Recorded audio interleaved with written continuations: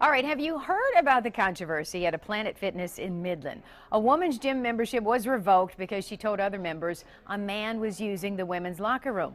Planet Fitness prides itself on being a gym that is considered a judgment-free zone. However, the person in the locker room was a transgender woman. Now, this has sparked a big transgender debate on social media, and it's got the attention of Michigan Representative Gary Glenn of Larkin Township, and he joins us now from Lansing. Good afternoon, Representative Glenn.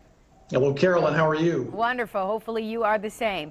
So first, sir, what's your take on this? I mean, is it a legal matter to have a transgender woman with male genitalia in a woman's locker room? Carolyn, my wife was a member of this particular Planet Fitness because of our son's basketball schedule. She was about to start going again. But as she characterized it, she thinks Planet Fitness has made clear it's not a family-friendly environment. She doesn't plan to go back. I think what's lost here is to be looking out for women's privacy and sense of security and peace of mind.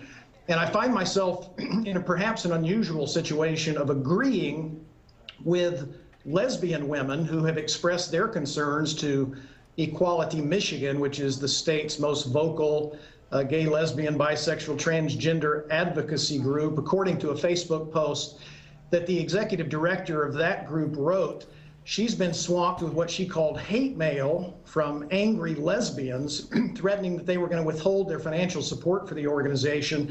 She says on her Facebook post that lesbians say we are trying to make women's spaces unsafe by asking that trans women be allowed entrance and acceptance. Two very prominent activists, lesbian activists, wrote the United Nations Commission on Human Rights back in 2011. And they said about these very same kind of policies, as lesbians, we're concerned about the impact of this legislation on our community. As females, we're concerned that in the attempt to provide protections for a few, we are compromising the protections of the many. Representative Glenn, now before we run out of time here, you know, a lot of people still are for this and say they don't have a problem with it. Even on social media, there are differing opinions. What about the idea of having a female locker room, a male locker room, and then, I don't want to call it a transgender locker room, but one that accepts men and women?